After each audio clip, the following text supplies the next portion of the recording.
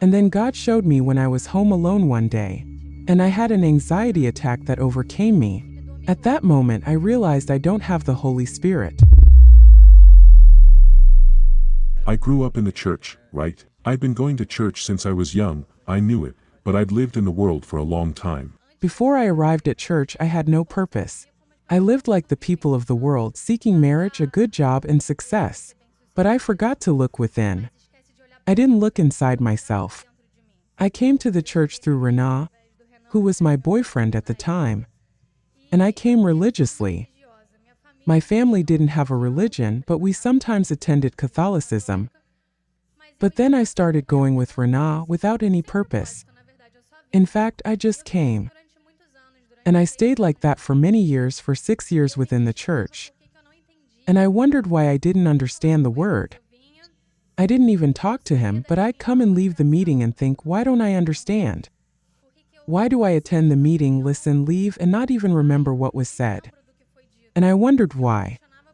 I had already gone to college, was a good student, and was pursuing my second degree in architecture, but I couldn't quite grasp the spiritual side of it.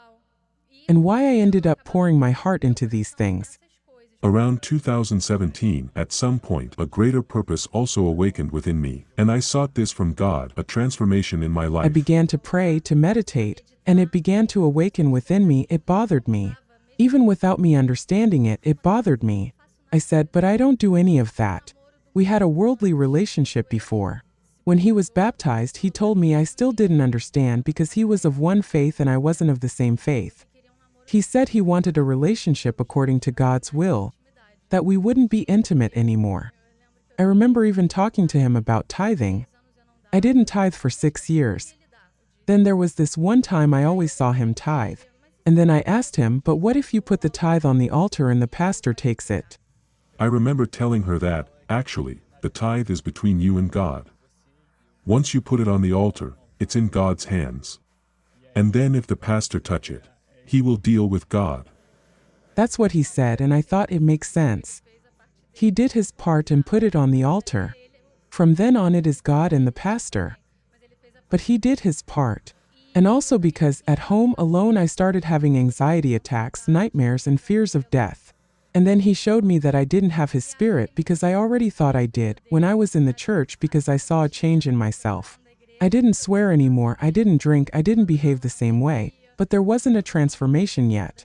And then God showed me when I was home alone one day, and I had an anxiety attack that overcame me. At that moment I realized I didn't have the Holy Spirit. If I did, I wouldn't have gone through that. And it was a very bad thing, something that hurt me a lot.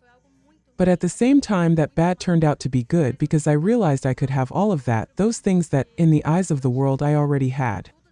I had a financial life because of my parents' travel, everything in the eyes of the world. But inside I had nothing, I felt empty, I needed God. At that moment I said, my God, there's no point in having all this. If I don't have the Lord, I have nothing. Everything changed in my life when I started meditating on the Word. Then I say that the greatest liberation is meditation because we can be freed.